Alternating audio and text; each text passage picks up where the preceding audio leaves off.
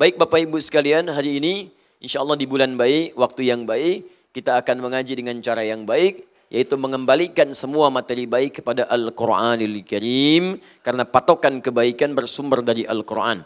Hadis riwayat Al-Bukhari. Al-Bukhari menerima dari Hajjaj bin Minhal. Hajjaj bin Minhal menerima dari Syu'bah. Syu'bah menerima dari Alqamah bin Marthad.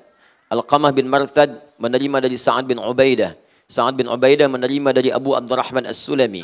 Abu Abdurrahman As-Sulami menerima dari Uthman bin Affan radhiyallahu taala anhu dan Ali bin Abi Thalib radhiyallahu taala anhu karamahullah wajhah. Keduanya menerima dari Rasulullah sallallahu alaihi wasallam, sanadnya sahih. Qala Rasulullah sallallahu alaihi wasallam, khairukum man ta'allama al-Qur'ana wa 'allamah. Khairukum, yang terbaik di antara kalian. Jika ada orang baik, maka ini yang paling baik. Jika ada orang baik di muka bumi ini, maka ini yang paling baik.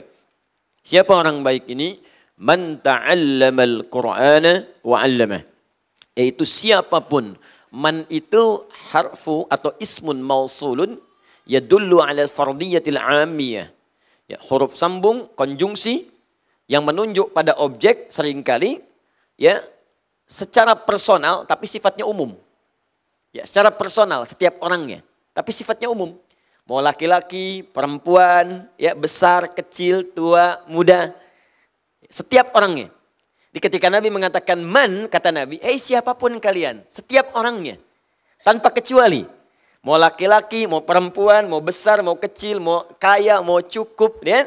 Kalau kalian ingin jadi baik, kata Nabi, ta'allamal Qur'ana wa 'allamah. Maka mulailah dengan belajar Al-Quran. Lalu amalkan, tidak cukup dengan belajar saja. Amalkan isinya.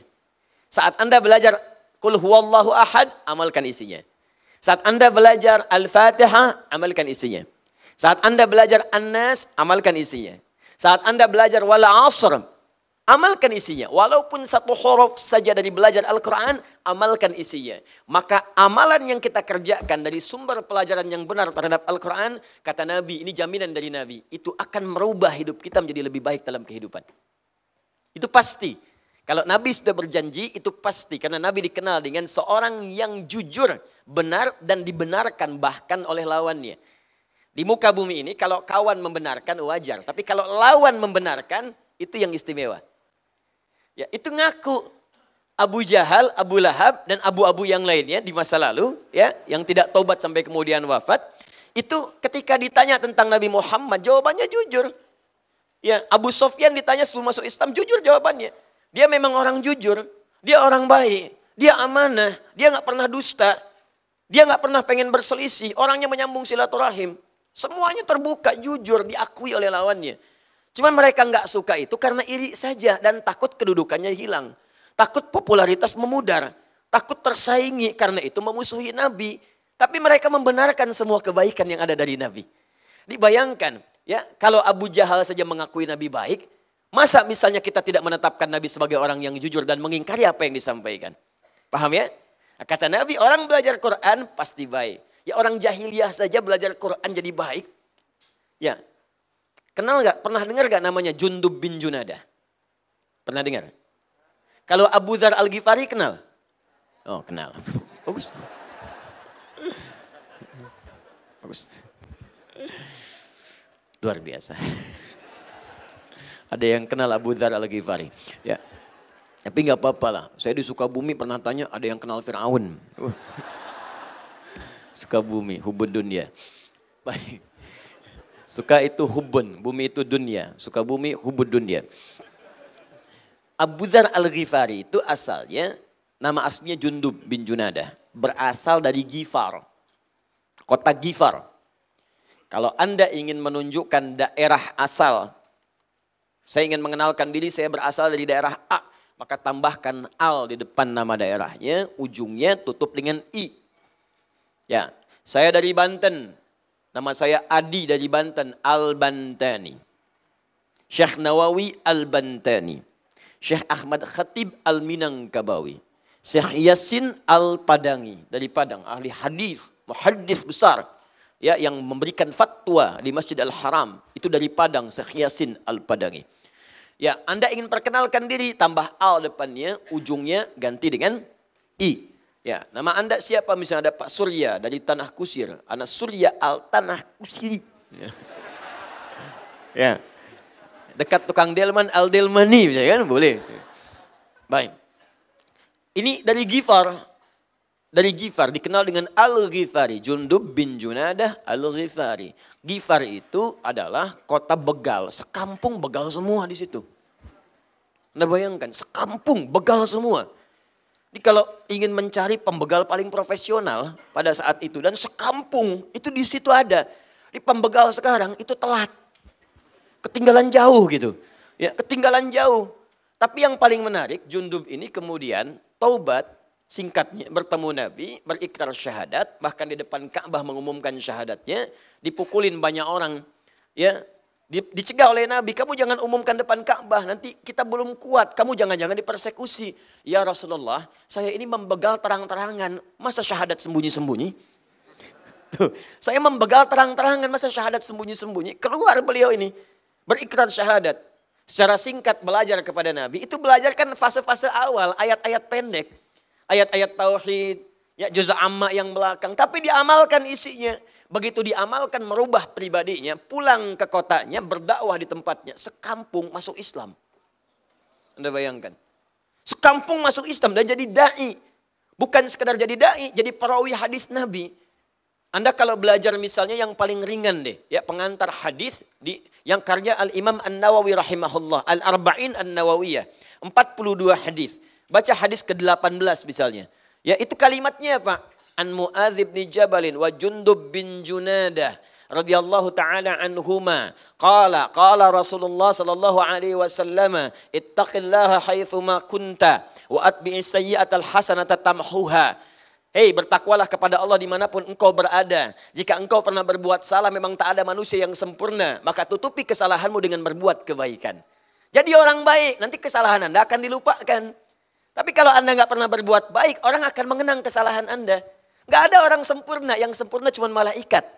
La ya'sunallaha ma amarahum. Mereka nggak pernah maksiat. Quran surat 66 ayat ke-6. Jadi kalau kita memang manusia bukan malaikat, wajar kalau salah. Tapi kita pun bukan setan yang tidak pernah kenal kebenaran. Setan selalu salah. Makanya di Quran lawan malaikat itu setan jumlahnya sama. Malaikat 88 kali disebutkan, setan 88 kali. Untuk menunjukkan paradoks hal yang berlawanan. Malaikat gak pernah kenal salah. Setan gak pernah kenal benar. Kita terletak di antara dua itu, manusia. Mustahil ada yang sempurna, pasti pernah salah. Tapi kita bukan setan yang tidak kenal benar. Makanya kita punya peluang untuk tobat menutupi salah dengan kebaikan-kebaikan. Makanya saya sering katakan untuk membedakan kita dengan malaikat ada kesalahan. Tapi untuk membedakan kita dengan setan ada tobat. Jadi kalau ada suami berbuat salah, ibu jangan mengeksplor bu. Karena memang bukan malaikat. Ibu mau tuntut sempurna pun gak akan pernah sempurna. Aku ingin suami yang sempurna, ya nikah sama malaikat. Gak bisa. Nah tuh, gitu. Nah tuh. Jadi kalau memang ada orang berbuat salah, ya memang salah. Ya, Papa kenapa sih salah melulu? Ya Papa kan bukan malaikat mah. Gitu kan? Mama juga bukan setan kan? Bisa kan? Ya balik. Yang aneh itu ada orang salah gak pernah mau tobat. Itu patut ditanya dia manusia bukan. Jadi kalau salah itu balik untuk menunjukkan saya manusia. Cuman setan yang tidak mau tobat. Makanya kita doakan orang-orang yang pernah salah untuk bertobat. Jangan sibuk mencaci maki. Doakan dalam hening tahajud kita, ya Allah berikan kesempatan dia taubat. Ya Allah sadarkan dia, ya Allah dia teman saya, jangan pisahkan kami di akhirat ya Allah. Ya Allah dia teman saya di kantor, tetangga saya depan rumah, tetangga samping saya ya Allah. Kami bersama di dunia, jangan pisahkan di akhirat. Apa Anda tega mendengar teriakan teman Anda saat di akhirat? Kemudian Anda tak mampu untuk menolongnya. Berdoa minta supaya dia kembali. Apalagi kalau itu keluarga dekat kita. Istrikah itu, suamikah, anak-anakkah. Maka arahkan kepada yang baik-baik. Hidup itu akan indah. Dan cara pertamanya dengan Al-Quran. Baik, di sini kemudian saya tutup dengan penegasan langsung dari Al-Quran. Orang yang belajar Al-Quran dengan benar pasti akan berubah jadi orang baik. Allah turunkan Quran surah ke-35 Fatir di ayat yang ke-32. Bahkan sampai ke-33-nya. Quran surah 35 ayat ke-32. Di halaman 438 di mushaf paling kiri sebelah atas, baris kedua sampai dengan baris yang kelima. ثم أورثنا الكتاب الذين اصطفينا من عبادنا فمنهم ظالم لنفسه ومنهم مقتصد ومنهم سابق بالخيرات بإذن الله. Ya, ada di antara orang-orang itu yang kami wariskan Quran kepada mereka. Diwariskan itu bisa hafalan, bisa senang baca. Jadi ada orang yang rajin baca Quran. Menghafal belum 30 juz. Tapi kalau sehari nggak baca, itu bisa gelisah, bahkan nangis.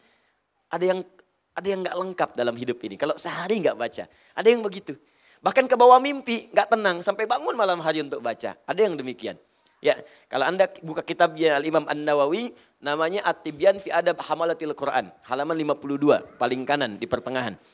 Itu di situ terbitan Darun Nafais. Ada kisah orang yang rajin baca Al-Baqarah. Dia hafal Quran enggak? Tapi senang dengan surat itu. Senang. Saking senangnya tiap malam sebelum tidur baca. Pernah satu kali ketiduran saking capeknya nggak sempat baca.